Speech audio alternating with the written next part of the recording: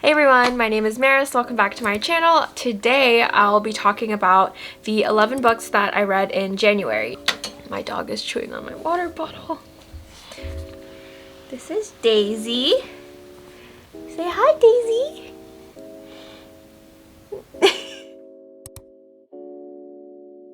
My first favorite this month was Homegoing by Yah Gyasi.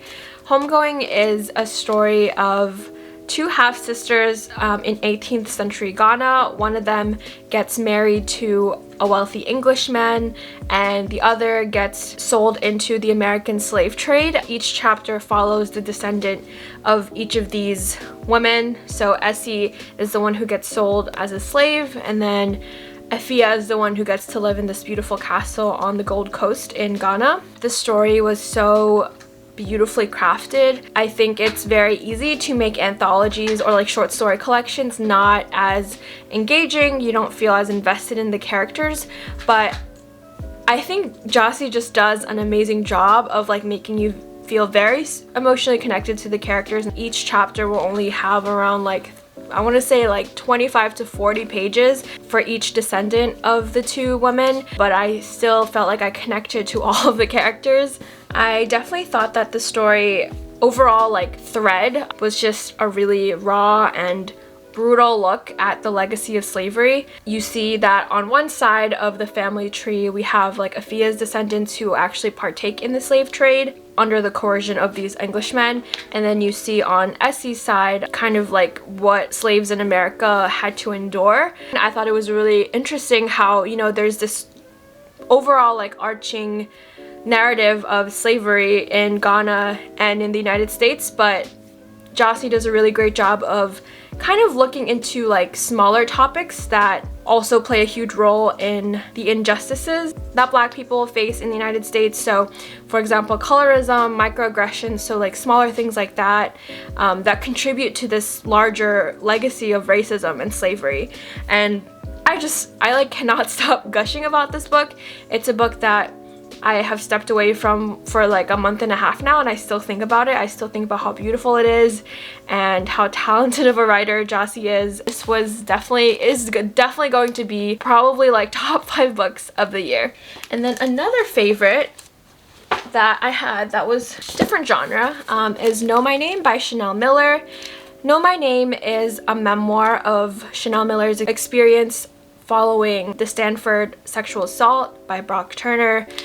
I want to be careful about labeling her as like the victim or survivor even of the assault, because she emphasizes over and over again in the book that she's so many more things than that. I think the biggest aim that she tries to accomplish in this book is reclaiming her identity and reclaiming her name. I think her story is so powerful. I probably would have picked up this memoir regardless of like the way the writing style was, and the writing style really worked for me. But I just wanted to say like the story of Chanel Miller's experience dealing with trauma and assault and just the repercussions of the justice system for victims. I think I would have picked this book up regardless, but her writing style was so beautiful. The way she talks about the experience is so raw, it's so vulnerable. You can just kind of feel everything that she had to go through. It's one of the best written books I've read like since I got back into reading. I just think she has such a beautiful way with words. It's packed with metaphors and imagery but doesn't glorify what happened to her. The whole thread throughout the story was just being able to reclaim her name and her identity.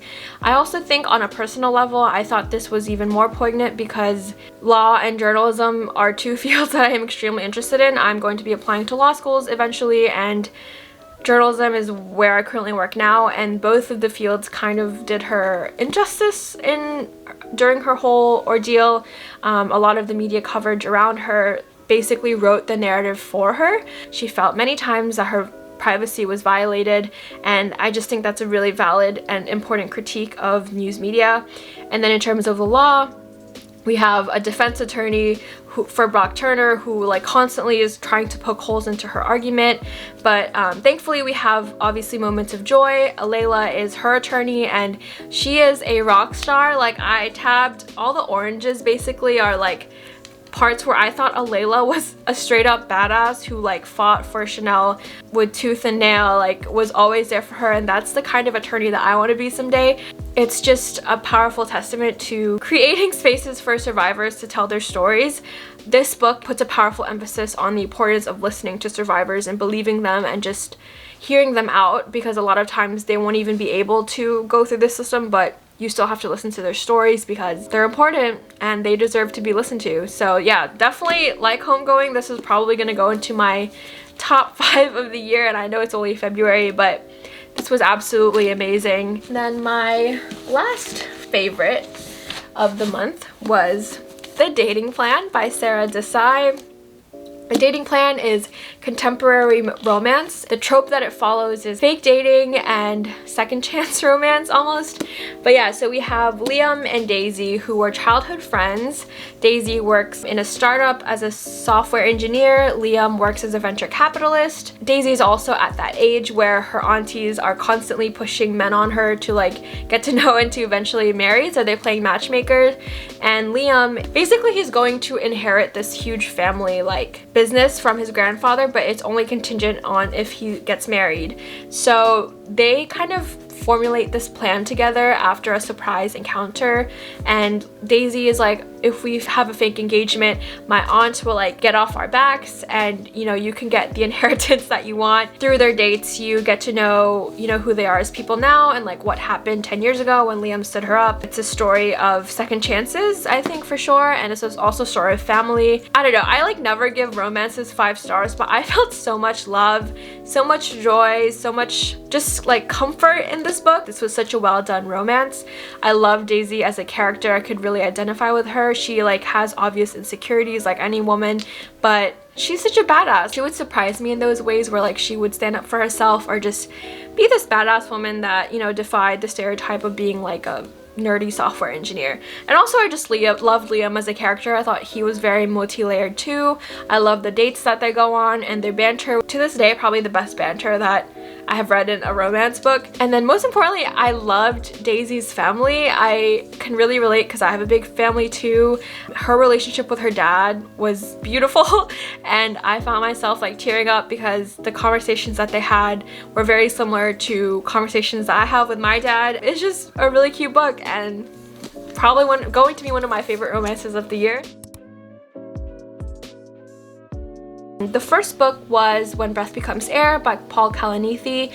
When Breath Becomes Air is a medical memoir about Paul Kalanithi's life after he gets diagnosed with stage 4 metastatic lung cancer.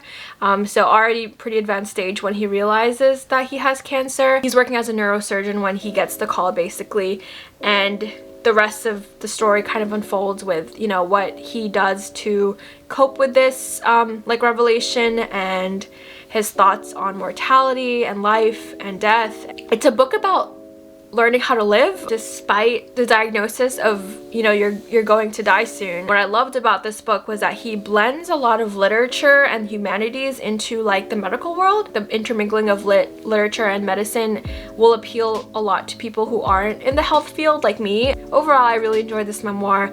I think it's a really powerful audiobook. The epilogue at the end when his wife like finishes off the book for him was really emotional and I cried. Definitely one of the most poignant memoirs that I've read so far.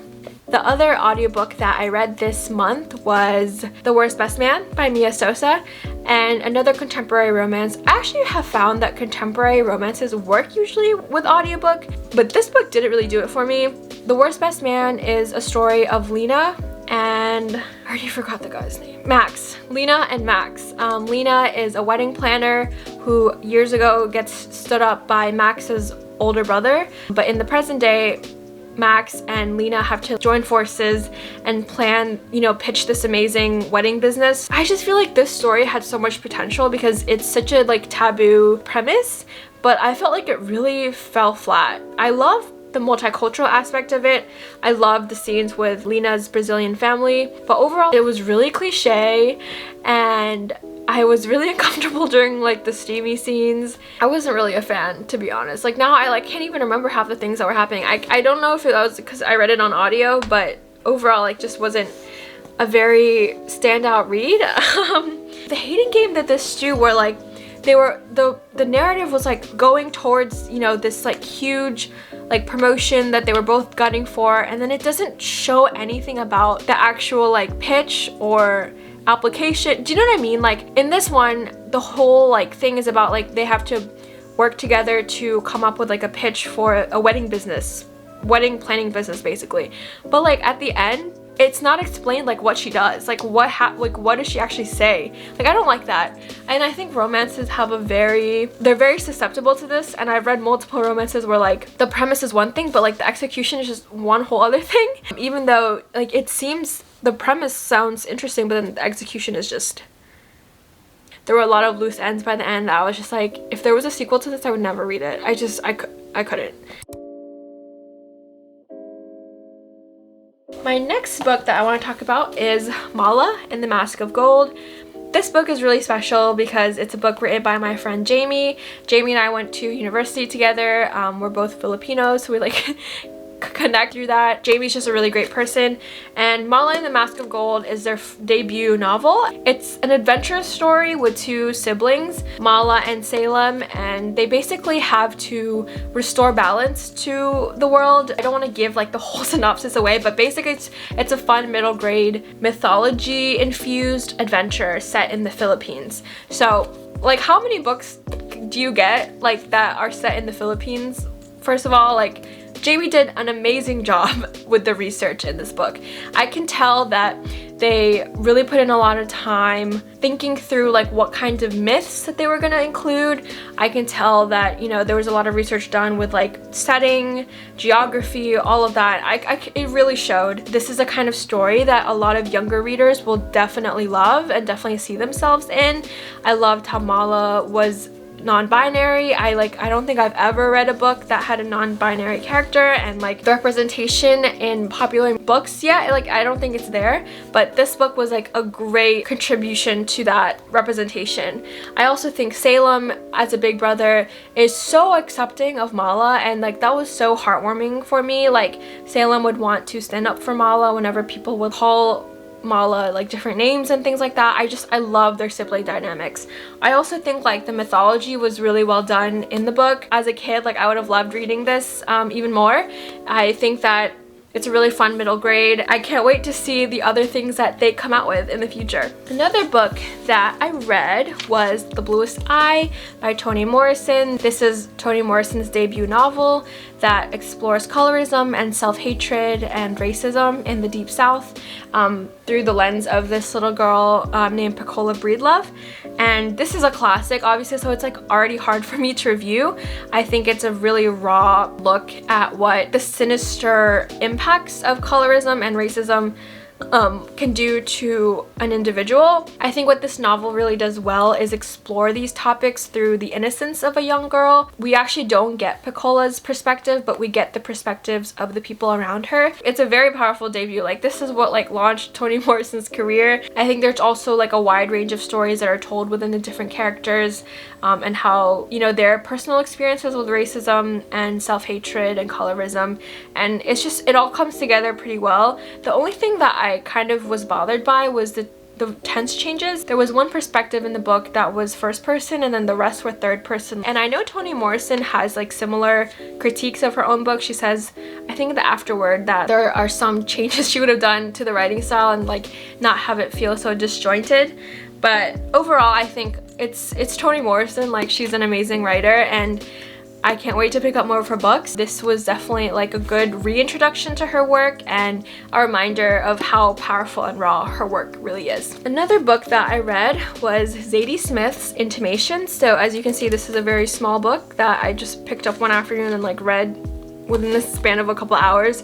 But Intimations is a collection of essays that Zadie Smith wrote in the beginning of the pandemic, and they're just short vignettes about different pandemic related topics. So there's one about baking banana bread, and there's one about watching flowers grow as we're like stuck inside. I've never read Zadie Smith before, but I think she's definitely a very talented writer. She writes with a lot of clarity. I enjoyed reading the essays. I think that some of them just felt a little out of place. I was left wondering like what was the point of that essay.